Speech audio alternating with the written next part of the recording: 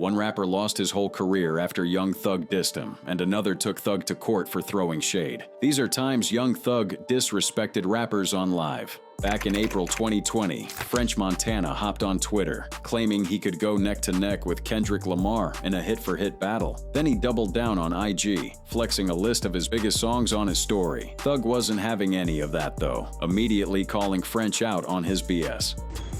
Stupid say he got more hits than Kendrick Lamar.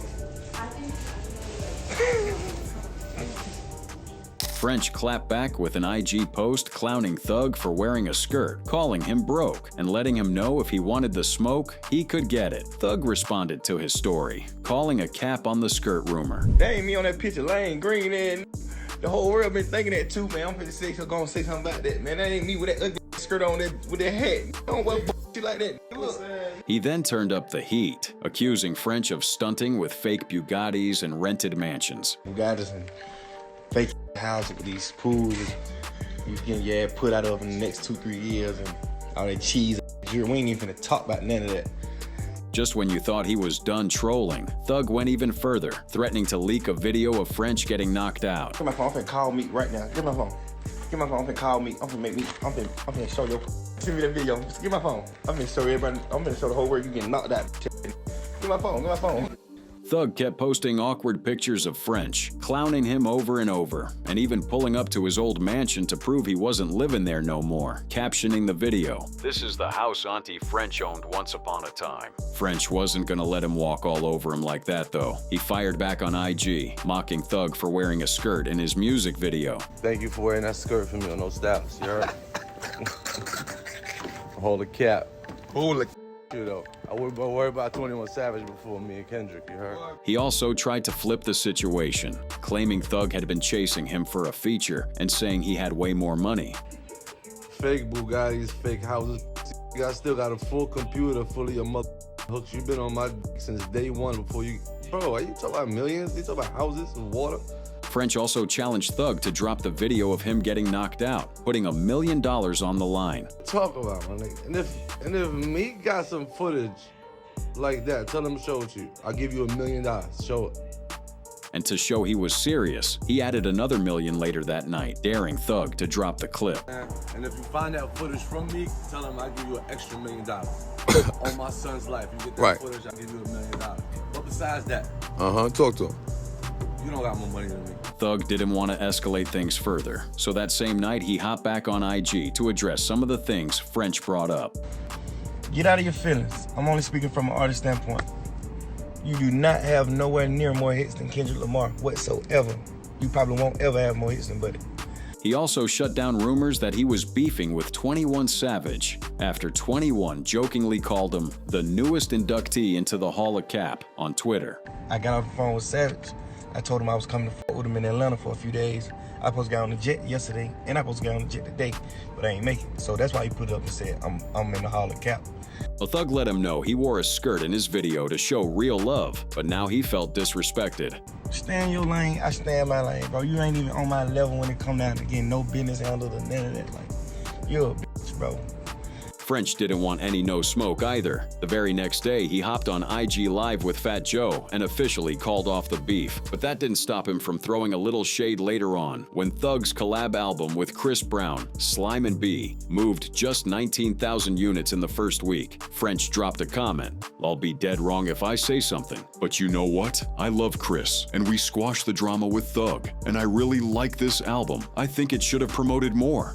Thug cleared him up quick, explaining that the album sold that low because they decided to put it out for free on SoundCloud for about 3 days, and threatening to drop his album right then. The whole situation started to cool off after that, but just a few days later, French went on The Breakfast Club to reveal the real reason Thug started beefing with him, and it had nothing to do with Kendrick Lamar. Respect man, fiance. We was at a video shoot. We was all drunk, this and that. And I don't remember. This I said something to her, like tried to holler at her. I don't remember.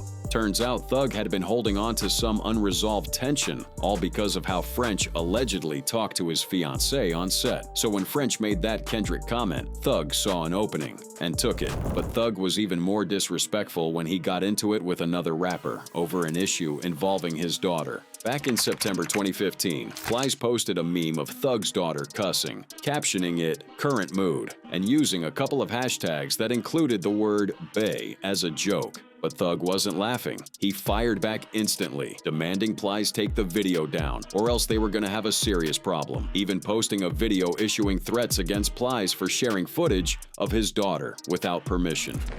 Man, listen, I want everybody in the world to act this Plies and tell this nigga him take this video of my daughter off of his page, calling out her name. Plies didn't appreciate being checked like that. He responded, saying he meant no harm and had no idea the girl in the video was Thug's daughter. Expect nobody churn, never have and never will. I put up an IG poster of a little girl, I ain't know who the she was. All I know, she was speaking on how I felt and still feel like she's speaking for me. He admitted he was wrong for posting the video, but made it clear he wasn't okay with the way Thug tried to sun him online. And if you had a problem with it, you asked me to take it down. You don't threaten me to do nothing.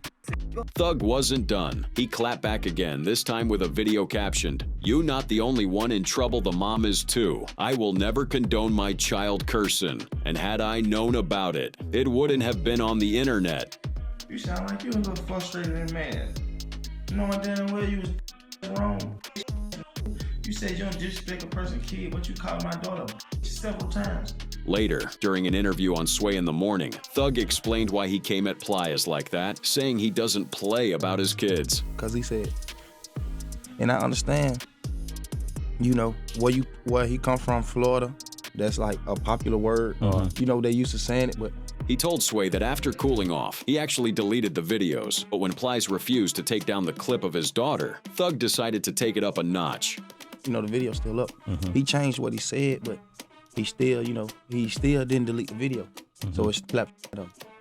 Okay, Young Thug. Plies clapped back months later during an interview with Complex magazine, saying he doesn't compete with lower-tier artists, mocking Thug for selling 10K to 14K in the first week. When Thug saw that interview, he went off, jumping on Twitter with a full-blown rant, hurling insults, bragging about buying cars and houses for his whole family, and saying he had more hits than Plies ever would, despite being way younger. And Thug didn't stop there. He tweeted that Plies needed to go on tour just to make a check, and claimed nobody rocks with him because he disrespects other people's kids. Then finally, he wrapped it all up with one last tweet. "I don't even care enough to show my money." Plies said his final piece during an interview with The Breakfast Club, accusing Thug of trying to use his name for clout. Them kind of situations don't disappoint me. Like, I understand the game. Like, when you got cats who ain't popping, trying to get popping, they just say what they want to say. He made it clear he doesn't play about kids either, and never meant any disrespect by using that word in the captions. And I feel like I'm the best person to ask. I the one came up with it. Like, I use it when I don't want to curse, and I use it in place of what people would call profanity. So. But while Thug had most of the fans on his side during this beef, that all changed when he went after one of the biggest names in the rap game. As an up-and-coming rapper from Atlanta, one of Thug's biggest inspirations was Lil Wayne. And before he got any buzz, Thug made it clear he wanted nothing more than to sign with Young Money. Who you working with, do music, any mixtapes gonna come out? What can we expect in 2011? Wayne, Young Money. But that never happened. Instead, Thug signed with Gucci Mane's 1017 Brick Squad in 2013. Still, his love for Wayne didn't fade. By 2014, Thug was seen hanging out with both Wayne and Birdman in studios and at events. And Birdman even started hinting that Thug might join Young Money after all. But everything flipped in December 2014 when Wayne and Birdman got into a messy legal battle. Wayne was trying to drop Thaw Carter V, the final album in his Carter series, but Birdman refused to approve the release. Things got so bad, Wayne ended up taking Birdman to court. Thug had nothing to do with it at first, but he inserted himself into the drama when he announced a new album titled Thug Carter 6, claiming he just wanted to carry on Wayne's legacy. Hi, I'm Thugger, and Carter 6 is on the way. Carter 6 is on the way. Wayne didn't take it as a tribute. He felt disrespected, especially since Thug was still tight with Birdman, so he started sending shots. I want y'all to understand that there's only one Carter. You need. Wayne went after Thug and his crew, Rich Gang, letting them know he could bring the smoke any day. If I go any further, I want y'all to do me a favor. If y'all ever have Rich Gang or whoever it is in this, y'all let them know I said, Then Thug dropped the Carter 6 cover art, and Wayne came right back, clowning him for posing nearly naked on the cover. Thug responded the next day on Instagram saying, I understand that Lil Wayne is frustrated about his career, and I feel him on that, but this is my item. I wouldn't ever in my life swap words with him or beef with him about nothing. Wayne didn't buy it. He threatened to sue if Thug went through with the album, forcing Thug to change the name to Barter 6 as a nod to the Blood Street Gang. Can't name the mixtape Carter 6 because he and trying to sue. Shit like some big old blood song going Barter 6. Still, Thug didn't back down. He announced his first show would be in Holly Grove, New Orleans, which is Lil Wayne's hometown, even challenging Wayne to show up if he had a problem. Carter 6 coming out Friday, first show, New Orleans, Holly Grove. Meet me there, Betty. Beat me there, you did. With them dicks too. Yeah. Coincidentally, Wayne also had a show in Thug's Hood in Atlanta on the same day. After the show, someone fired shots at his tour bus. Nobody was hurt, but it wasn't random because the shooter turned out to be Jimmy Winfrey, also known as Pee Wee Roscoe, who had appeared in one of Thug's videos. Both Thug and Birdman were named in the indictment, but neither was charged. About a month later, the Game jumped into the beef. During one of his shows, he decided to call Thug out, saying anyone who got a problem with Wayne got to go through him too. West side of this mother. Anybody with you gotta follow me. I will get Thug up on power. West side. Thug saw it and clapped back on Instagram the next day, flashing guns and throwing threats. You used to be a Crip, now you're a Blood. So I don't want no smoke with you. You got Bloods and Crips on your team. And you was a male once before, so I don't want to fight you. I don't want no germs on you. The Game responded with threats of his own, saying he was ready to take the beef from 0 to 100. I just seen your little video, you paint your nails like a girl. You call your... To prove he wasn't fazed by the threats, the Game pulled up to Atlanta the next day, posting his location on IG in case Thug wanted to play. But before the situation turned dangerous, Chicago rapper JoJo Capone intervened, calling the two rappers in private to reconcile and squash the beef. And say y'all bring peace to each other, let's respect each other. Then both of them honored that, and you know, and fortunately we got them to squash the situation. Thug also posted an apology video the next day. See, the way the world is set up, they want all blacks to kill each other, but we're not. Black Lives Matter. So I salute Gang. I respect them.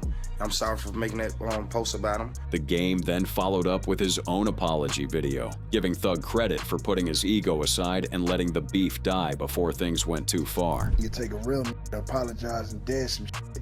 I think the next phase is getting him and Tune shit buried, cause Tune nigga and then getting Tune and Birdman to settle they shit and get back to getting their money, you know? You would think that was the end, but a few months later, the Game appeared on The Breakfast Club and threw more shade at Thug, reigniting the tension. Gets real. Game's crazy. You know, and I went to Atlanta right after it started, and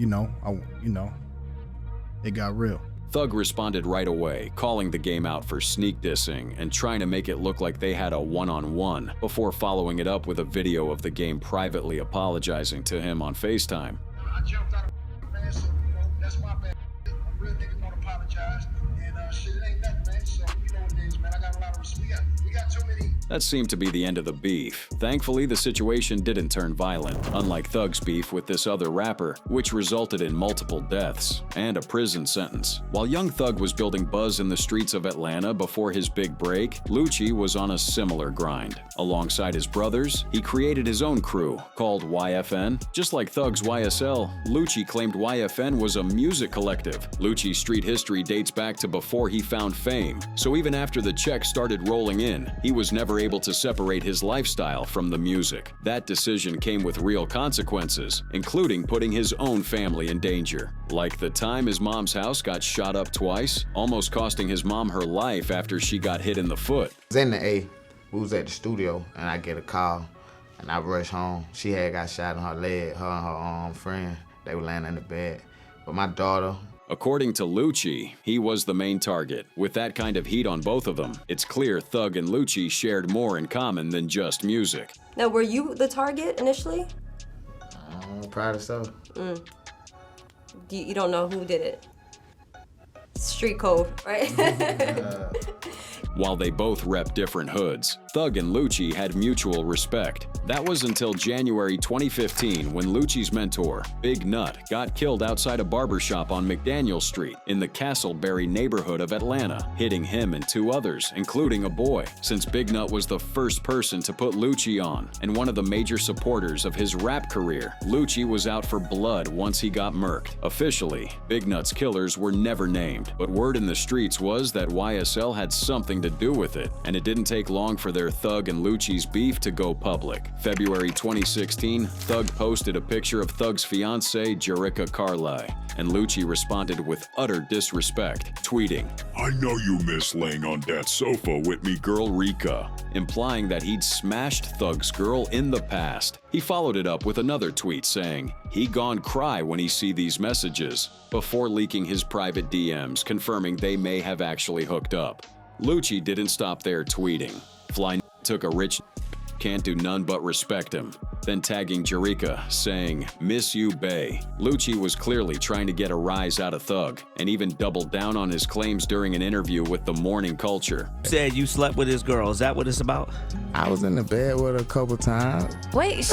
But Thug didn't take the bait. Instead of going off, he clapped back with a tweet that said, "You just trying to get on. If any upcoming rapper want to be put on, let's make music on Wanna Beef." Thug and Lucci went about their business after that, Lucci dropping his second project, Long Live Nut, in 2017, Thug releasing his mixtape, Beautiful Thugger Girls, in the same year, then tweeting that he dropped it on Tupac's birthday because he's the new Pac and was the Thug Pac didn't get to become, so he's gonna finish what he started. Lucci saw this as an opportunity to reignite the beef with a tweet that read, "Pac would have never wore a dress," with a clown emoji. Thug clearly wasn't in the mood for jokes, because his response showed he was ready to get violent. "Thank God I'm able to take care of your mama and to be humble. Doing too much could become a deep sleep." He wasn't bluffing either. When Big Boy asked him about the tweet during an interview in 2019, Thug stood on business. Video saved in my phone of goddamn him riding in the car with his kids. His daughter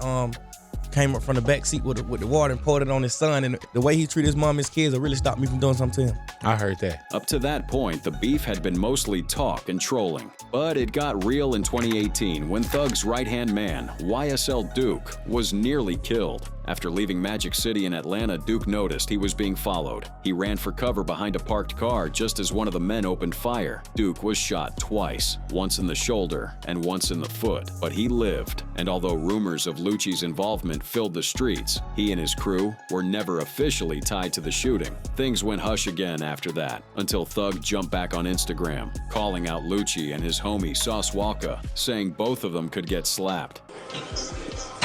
Man, of course I'm gonna slap the fuck out Lucci and I'm slap the fuck out Sauce. I'm slapping the hell out y'all little nigga. Stop playing with me. Lucci wasn't gonna let him clown on him like that, hopping on IG Live to let Thug know he's ready to take it to whatever level he wanted. All them punching bag, been getting slapped out. All his little friend he wanna make cool with him. He got niggas he wanna go link with. He punch the out. But the tension escalated in 2019 when Lucci's Mercedes G-Wagon got shot up in Atlanta. Lucci wasn't inside, but a man was found nearby with 2 gunshot wounds. The car was registered to Lucci's mother. As usual, there was no evidence linking Thug to the shooting, but not long after, someone desecrated Big Nut's grave, tagging it with the word slat, a term popularized by Thug and associated with YSL. The beef got even crazier in 2020 when 3 dudes pulled up on Lucci while he was shooting a music video at the 600 block of Martin Street. A teen is injured after someone fired nearly 24 shots during a music video shoot. It happened last night at the Martin Street Plaza Apartments in Southeast Atlanta.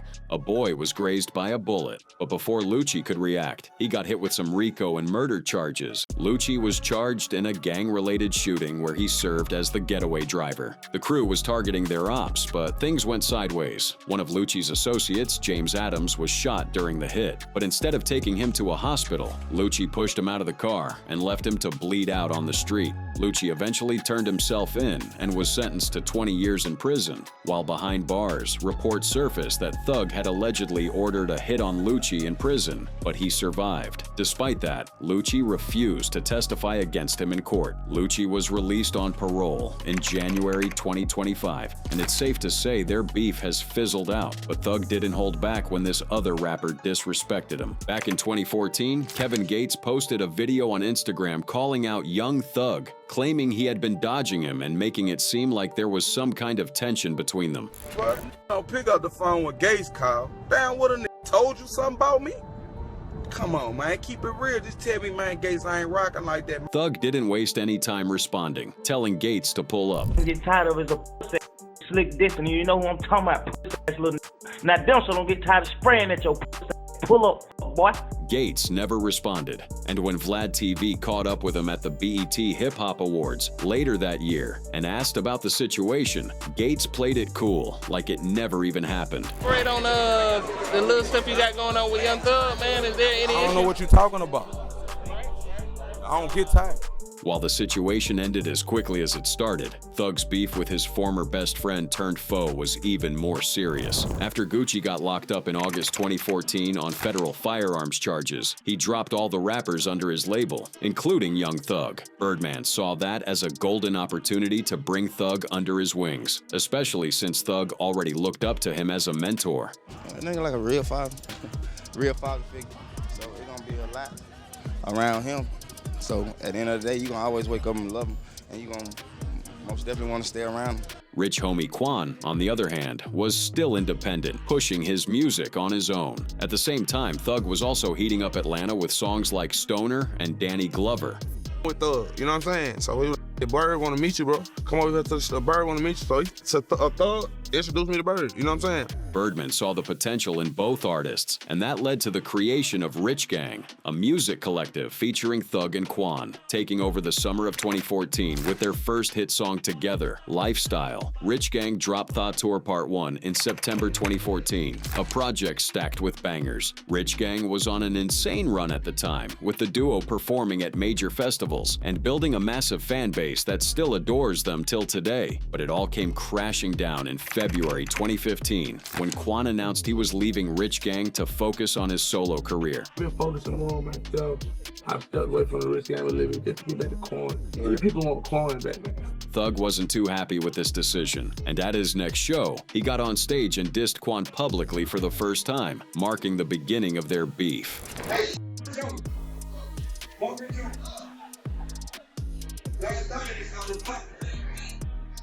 He doubled down while performing at Travis Scott's show in Santa Ana, California.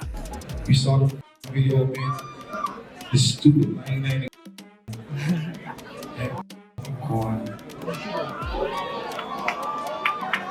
Hey.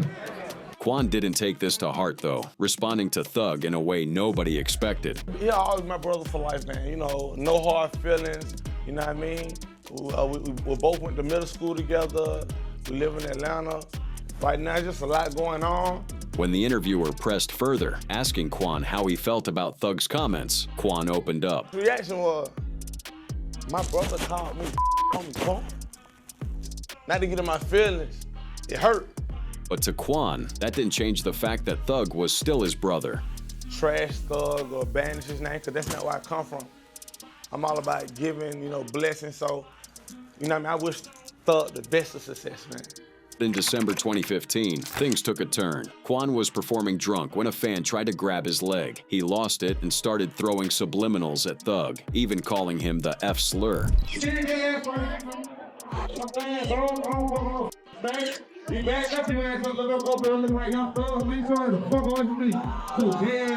When Thug saw the video, he immediately hit back on Twitter saying, "Homie, your lil career is almost over." But he also said Quan didn't mean to say it, so he'll give him a pass. Later on, in an interview with Sway, Thug said there was no bad blood between them. It's like, I wanna relax from Rich Gang and YSL, you know. I think the people want to hear me. So I was like, wow. So we just... Still, he made it clear they weren't friends anymore. Friendship, or is it just off? Nah, it's a pause. We ain't really saying eye to eye. But we don't really have no problem with each other. Okay. You know, Quan stood on business and said he just wanted to do his own thing. Despite how much good music we did, all that, you know what I mean? I still want to just always do my own thing. You know what I mean? I just didn't never want nobody to feel as if like. And just like Thug, he claimed there was no real beef. Like, we made some great music. You know what I mean? Even now, like, man, I don't got no bad blood with Thug, no Bird. You know what I mean? That we're all in a great place in our life, man, and that's what it's about. Everything unraveled in August 2015 when Quan sued Tig over unpaid royalties. The lawsuit claimed they owed him around $2 million, but Tig countersued and blocked him from releasing music or signing elsewhere. In May 2017, Quan got arrested at a checkpoint in Georgia on felony drug charges, facing 30 years. He beat the charges in 2019, but the damage was done. The lack of music sent Quan into depression. It dropped no music. My show money down. I was in my life, cause you gotta think, man, I went from here to here fast. He even got addicted to drugs. Molly every day. Oof. Listen, geeked up, spiked down. Listen, I'm talking, bro, I felt like I couldn't do a show or a song without being on Molly. Meanwhile, Thug kept rising. He scored multiple platinum records, landed a diamond plaque with Camila Cabello, dropped heat every year, and built YSL into a full-blown empire. Despite all the success, though, fans still wondered if he would ever get back with Quan. But Thug shut that down quick. the shallow end. You know how people want more music and people want to put y'all together. You don't see that happening. No. Right. Because it'll be just. It's more personal. According to Thug, his beef with Quan was way deeper than anyone could understand. Yeah, it's nothing about music. It's 100% personal. Like, this was my brother. Yeah. It's just like, bro. It was also during this interview with Big Boy that Thug revealed the reason he ended his friendship with Quan, revisiting the incident from 2015 when Quan called him the F slur. He was standing on the end of the stage and people was touching him, grabbing his shoes, and he was like, yo, I ain't with that Thug. And it's just like, damn, you my brother, like, got your name tattooed on me. Like, what the fuck is you doing? Thug said he understood that Quan was running his mouth because he was drunk, but that didn't excuse it. Cause I know he really be drunk. Hey, Quan get drunk. Damn. He get drunk to the point where I have to carry him out the club. Like, so I know for a fact he was drunk, but it's like.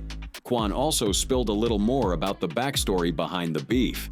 And ego played a big role in it. Certain people wanted more money and, you know, one of those, you know, I ain't gonna say too much, but it started falling apart around it. And even then, he still wanted to talk it out. Did you ever miss Thug while he was on that run without you? It was hard, like, I can't put my finger on it, man. That shit was just, it was a time to be alive, bro. Unfortunately, that conversation never happened because on September 4th, 2024, rich homie Quan was found dead in his home in Atlanta. Thug was on trial for his RICO charges when he heard the news, and you could tell he was trying to keep it together. Speaking of trials, Thug got disrespectful with this next rapper after he broke one of the biggest rules of hip-hop. When Kid Cudi took the stand against Diddy in May 2025, the entire hip-hop community turned their backs on him, with Thug calling Cudi a rat on Twitter. Would you say Kid Cudi's a rat? Of course. Because Young Thug said he was a rat. Yeah, Brad, the way these guys and how I used to be, you don't cooperate with law enforcement at all. Cudi got dragged into the Diddy trial because of his brief relationship with Cassie back in 2011. At the time, Cassie and Diddy were on and off, and Cudi claimed he thought they had already broken up when he and Cassie started dating. But according to Cudi's testimony, Diddy found out during one of his infamous freak-offs, pressed Cassie about it, and then one day randomly showed up at Cudi's crib while he wasn't even home. Diddy allegedly called him on the phone and said, "I'm at your house, pull up." By the time Cudi rushed back, Diddy was already gone, and his dog was locked in the bathroom. A month later, in January 2012, Cudi got a call from his dog watcher saying his Porsche was on fire in the driveway. No one was hurt, but the car was totaled. Cudi stayed quiet about the whole thing for over a decade. Still, that didn't stop the internet from painting him as a snitch, yet aired him out on Twitter saying,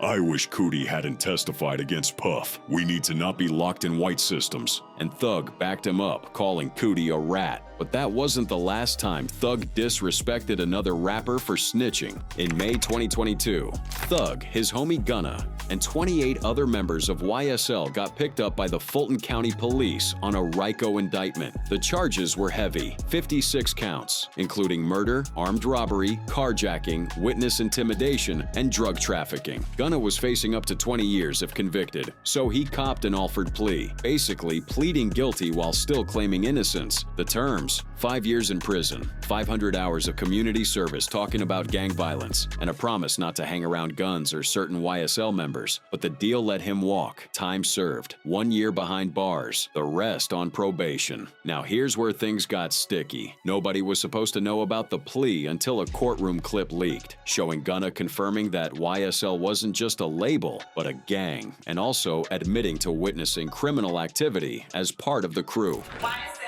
is a music label and a gang, and you have personal knowledge that members or associates of YSL have committed crimes in furtherance of the gang. Yes, Legally, Gunna's testimony couldn't be used against the others, so technically, he wasn't telling. But the streets? The streets don't care about technicalities, with rappers like Lil Durk calling him out for not standing 10 toes down like Thug did. I don't sit up and play games, man. That man told you should have went in there and kept your mouth closed. You a rat. If you a rat, I fucking hate you. Cause I love Thug. Lil Baby got at him too, calling him a rat in front of a live crowd. And then doubled down on his track, running this shit. Thug stayed mostly silent during the fallout, but when he tweeted in support of Baby's bar, fans took it as confirmation he wasn't rocking with Gunna no more. And when Thug later accepted a deal himself, 5 years commuted, 15 on probation, and a backload of 20 years in prison if he violates his probation, people thought maybe things were still cool, especially when he asked the judge for permission to keep making music and link up with Gunna again. But whatever peace fans thought existed, it got shattered on November 9th, 2024. That day, Thug let off a few tweets that left zero room for misinterpretation. Gunna stop acting like we friends on the internet. I don't know you, my guy. Calling him Real Plea Deal Jack, and bringing Lil Baby into it with a tweet that read, "Wham, let's drop one on these rats, Peter." Gunna didn't respond, but his brother DP hopped on Instagram to let him know the feeling was mutual. Thug deleted the tweets, but revisited the situation in July 2025, tweeting, "If you a rapper and you a rat, you gotta just go gospel twin." Thug and Gunna may never see eye to eye, just like this other OG rapper Thug disrespected for doing too much. Drake and Pusha T have been locked in a cold war for over a decade, with subliminal shots, diss tracks, and one of the most iconic beefs in hip-hop history. But Thug, he always rocked with Drake. The two dropped multiple hits together and shared mutual respect. Because of the way he's saying the songs or none of that, it's because he with every fucking body. Upcoming artists, the most. Like. So when Pusha T hopped on a posthumous Pop Smoke record in 2020, Paranoia, and used his verse to diss Drake, Thug wasn't feeling it, especially since the song also featured him and Gunna. Goddamn, you already went crazy the first time, so you ain't even got it.